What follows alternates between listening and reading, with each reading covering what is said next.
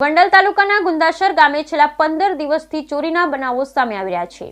ગોંડલ તાલુકાના ગુંદાસરા ગામે અનેક સોસાયટીઓમાં ચોરીના બનાવો સાપર વેરાવળ પાસે આવેલ ગુંદાસરા ગામે આવેલ સોસાયટીમાં છેલ્લા 15 દિવસથી ચોરોનો આતંક મચાવી રહ્યા છે।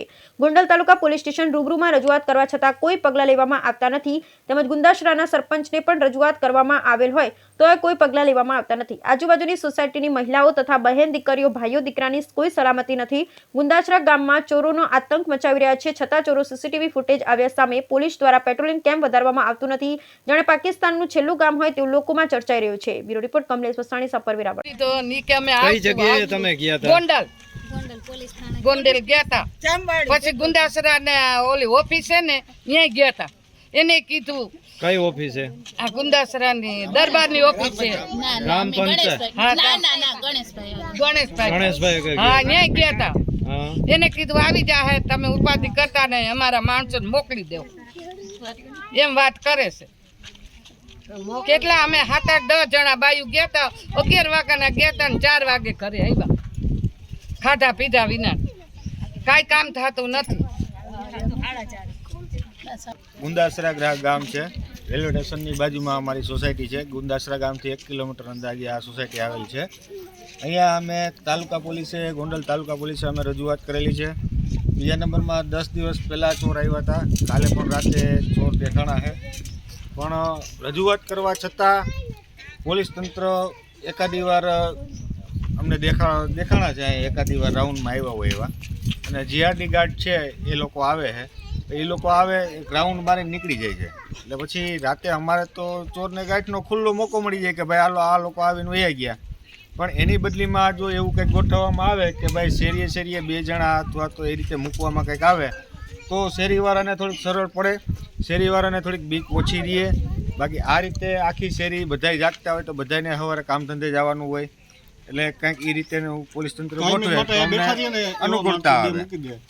શેરીએ 2 જણા મૂકે તો અમને એ રીતે અનુકૂળતા આવે। બીજા નંબરમાં અમે આ 3 વર્ષથી આ શેરી અમારી કમ્પ્લીટ થઈ ગઈ છે, અમે રહેવા આવી ગયા છીએ, બરાબર। 3 વર્ષથી અમે વેરા ભરીએ છીએ, નથી પાણી આવ્યું, પાણી વેરા ભરીએ છીએ, નથી પાણી આવ્યું, નથી રોડ રસ્તાની કોઈ સગવડ। પછી ગટર બટર ભરાઈ જાય તો અમારે ભાઈ જે તે લોકો ગટર સાફ કરતા હોય એ અમારા ઘરના પૈસે એ લોકોને ભાઈસાબ બાપા કરવા પડે, અને આ રીતે અમારે ગટર સાફ કરવી પડે, બરાબર। એટલે સરપંચશ્રીને ખાસ વિનંતી છે કે ભાઈ અમે વેરા બધા ટાઈમસર ભરીએ છીએ તો થોડીક અમારી શેરીમાં આવો, અમારી સોસાયટીમાં આવો અને થોડુંક આમાં ધ્યાન દો। ચોમાસામાં આમાં હાલવા જેવી પરિસ્થિતિ ન હોય। આ લોકો ગ્રામ પંચાયત અહીં કાંકરી નાખી, મોટા કાંકરા નાખી દીધા, એ ચોમાસું પૂરું થયા પછી નાખ્યા। હવે એ આ ફાયદો કરે કે નુકસાની કરે? આ ગાંઠના મોટરસાઇકલને હાલવા મંડાડે। આ બાજુની શેરીમાં તમે થોડોક વિડીયો લઈ લેજો, ત્યાં હલાતું નથી, ગાડી હાલી શકે એવી પરિસ્થિતિ નથી, એવા મોટા ગાંગડા છે। તો સરપંચશ્રીને થોડીક અમારી વિનંતી છે કે થોડોક આવો અને કંઈક અમને અમારી સાથ સહકાર અમને થોડોક આપો। આ શેરીમાં કે આ એરિયામાં અમારે અટાણે બેનો દીકરીને એકલી મુકાય એવો સમય આવી ગયો છે, અમારે એવું અત્યારે થઈ ગયું છે। ફરજિયાત ન્યા ચોરી થઈ છે, હામી એને બતાવી છે, 2 માણા હુતા છે તોય કોઈ કાંઈ ન કરી શક્યું, કેમ કે એ અમારે આબરૂનો સવાલ ને અમે બેનો દીકરીને તો અમારો પહેલો ઇજ્જત માટે તો પહેલો છે। બધા એમ કહે કે આપણે ઘરમાં કાંઈ નથી, એ નથી, એ જરૂરી નથી, આબરૂ એ આપણી જરૂરી કહેવાય। અત્યારે અમને ગમે એ કાંઈક તમે સુરક્ષા દ્યો ને દ્યો, ત્યાં વગર અમારો અહીંથી મેળ નહીં આવે। તમે કહો ને તો અમે ભૂખમાં ઉતરી જવા તૈયાર છે, એટલા અમે બધા કંટાળી ગયા છે। ગામ અમારું ગુંદાસરા ગામ આવે છે, ગ્રામ પંચાયતમાં રજૂઆત કરેલી છે, અમે મંગળવારે જાય છે, મંગળવારે કોઈ હોય ન હોય, બાકી અમને ત્યાંથી નહીં, અમને છે ને બુધવારની આપો, અમારે જે ગામડાનું કામ હોય એ અમે બુધવારે કરી શકીએ। અત્યારે આ બધા ભેગા થઈ, બાકી આખી શેરીમાં અમે 5 થી 6 જણા જ મોટી ઉંમરના હોય છે, બાકી કોઈ શેરીમાં નથી। આ અમારી જવાબદારી। ગુંદાસરા ગામમાં મેડમ આવે છે, મંગળવારે આવે ને શુક્રવારે આવે, 2 દીમાં, તો અમે હું એના કામ કરી શકીએ? જાય એટલે કે તમે કઈ બોલો, જવાબ ના આપે, ના આમ બેસી જાઓ તમે બધા। બંધ હતી, પછી પાછી બુધવારે ગઈ, બુધવારે ઓફિસ બંધ હતી, અને મેં જઈને કીધું પાણી નથી આવતું, અમારે કીધું કેટલા દિવસ છે, કીધું કેટલો ટાઈમ થયા, કીધું તો કે પાણી આવી જશે।